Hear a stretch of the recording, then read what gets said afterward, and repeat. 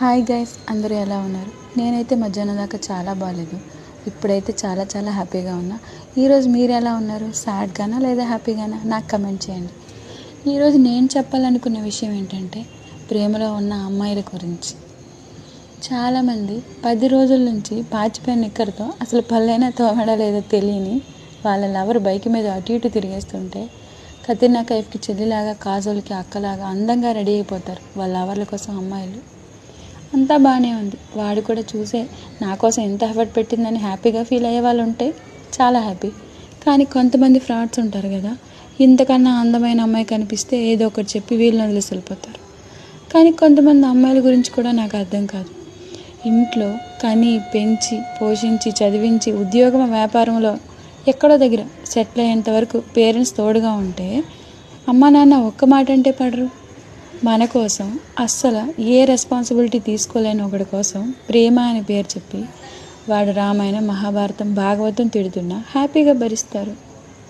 ఇదేంటో నాకు అస్సలు అర్థం కాదు. అయితే ప్రేమ తప్పని నేను అంటున్నాను అనుకుంటున్నారా?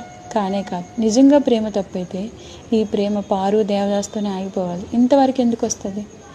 ప్రేమ తప్పు కాదు, మనం ఎలాంటి వాళ్ళని ప్రేమిస్తున్నాం అనే దాంట్లోనే తప్పు ఉంది. అసలు ఎలాంటి వాళ్ళని ప్రేమించాలి అనుకుంటున్నారా? మీ ప్రేమని, మీ బంధాన్ని బాధ్యతగా ఫీల్ అయ్యే వాళ్ళని ప్రేమించండి. ఎవరైతే మీ ప్రేమని, మీ బంధాన్ని బాధ్యతగా ఫీల్ అవుతారో వాళ్ళు మీరు మెంటల్లీ, ఫిజికల్లీ, సిచ్యువేషన్లు ఎలా ఉన్నా మీ చేయి పట్టుకొని లాస్ట్ వరకు నడుస్తారు. అలాంటి వాడు అని మీకు అనిపిస్తేనే ప్రేమించండి.